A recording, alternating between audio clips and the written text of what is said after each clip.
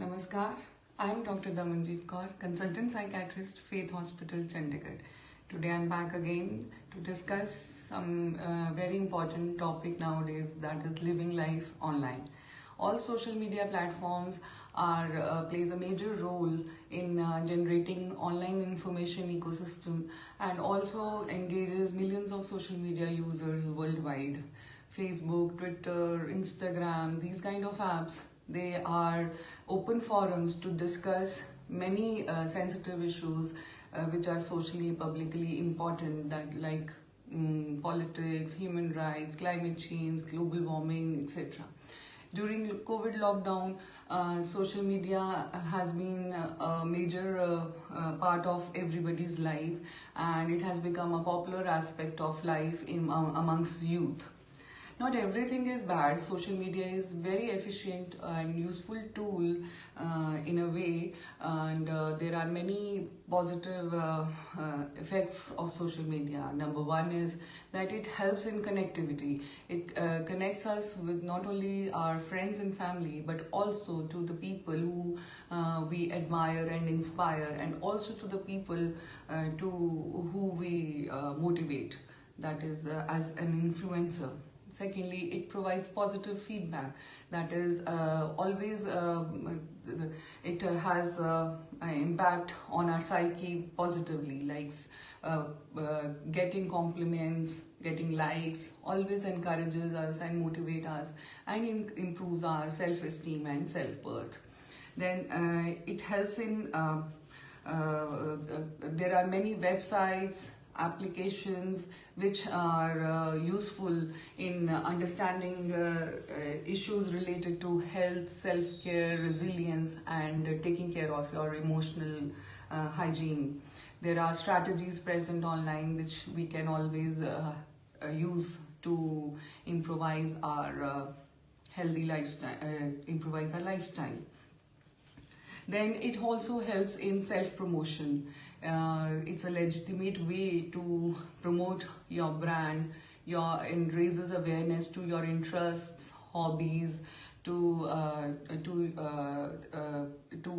make people aware about your business ventures and charities.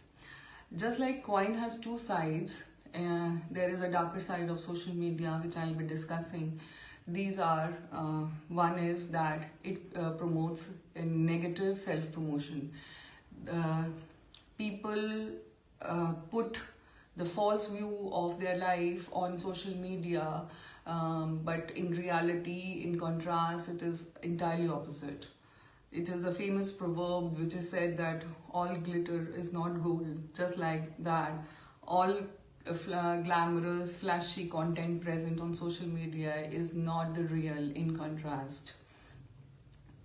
People are sad, depressed, but they put happy faces and on the social media just to have followers, or to have likes and comments. There could be many reasons. One is that they have the craving for these likes and comments, which produces immense pleasure, or they wanted to fill the void of emptiness in their life by putting up the contents on the social media and stay connected with the world in virtual media.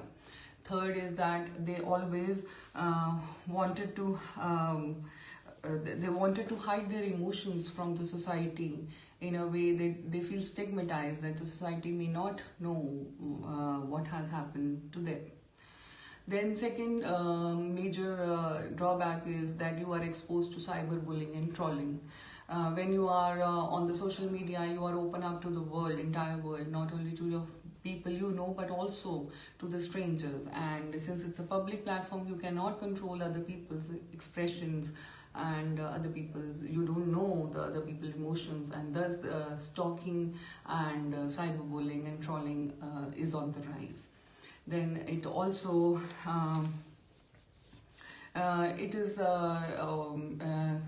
social media is also leading on to society loneliness. Yes, people tend to stay on social media, they tend to chat on social media rather than in real world, which has led on to society loneliness, avoidance behavior, self-isolation, and social anxiety has also led to anxiety and depressive disorders. Then distraction, that it is the major distraction in life nowadays. You get distracted. The time spent on social media is the productive time which you can always spend in your profession, in your personal front, but you are not able to achieve your life goals, be it personal, financial, academic perspective. The most relevant example is distraction while driving. You are on social media and you can met with an accident. So it is the major distraction in life nowadays. Since March 2020, COVID entered into our life, and India has gone on to the online mode from offline mode in every sphere of life. But although it was the only option left to prevent community transmission of COVID-19, but on the other hand, stress and mental health issues have started rising to many folds. Loss of loved ones, extended home confinements, loss of jobs, financial resources. These all has been a major stressors nowadays for everybody's life. Fear and apprehension of getting this illness has also been on the rise. Simple flu-like symptoms also create so much fear and anxiety in a person that he or she becomes vulnerable to the illness because of the stress that reduces the immunity system, that affects the immunity system of a person. Persons already diagnosed with OCD, obsessive compulsive disorder, they are at risk because of especially the ones who are having contamination and hoarding contamination thoughts and repetitive hand washing. Then the already depressed diagnosed patients, they are at risk because there's a halt in the social normal routine and social rhythm, and that has been a major stressor in their lives. People have started doing panic buying of essential items with the fear of getting locked down nowadays. So during this period, persons seek out for information related to the events. So when the information is not being released officially in a proper way, or it is disseminated irregularly, the rumors that fill the information void, and people get exposed to these kind of rumors, which again create negativity in the person's life.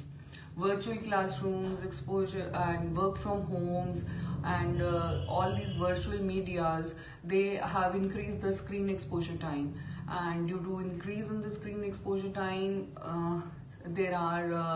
people are suffering from sleep disorders. And lastly, students and youth are facing frustration and boredom, and in order to avoid this, they are spending a lot of time on the social media.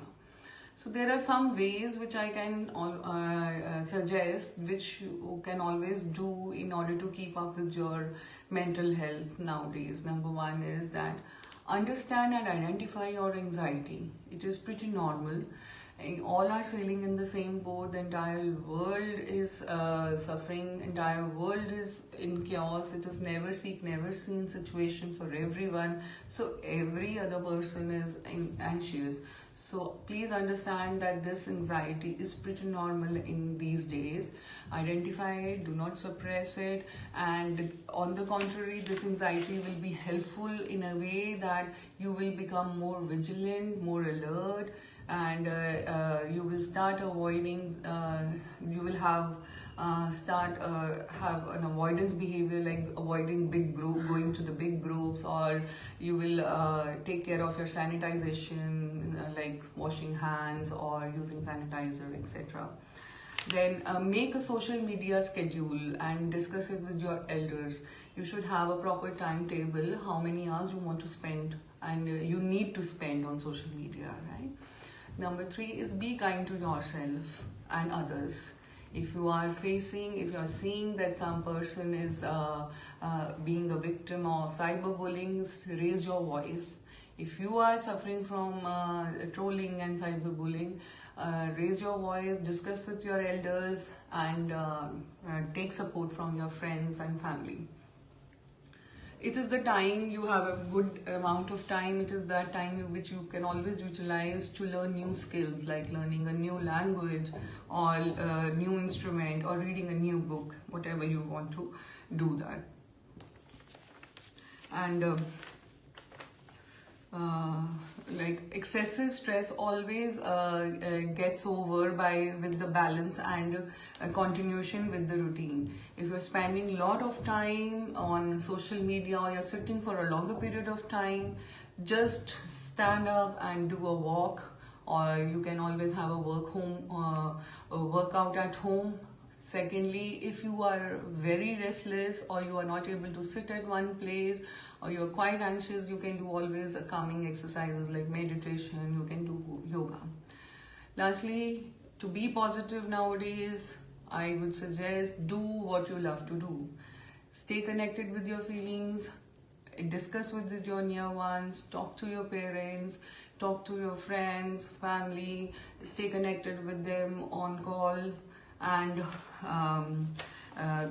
just do reading, writing, music, art, whatever you feel like. Stay safe, stay healthy. Good luck, everyone. Thank you.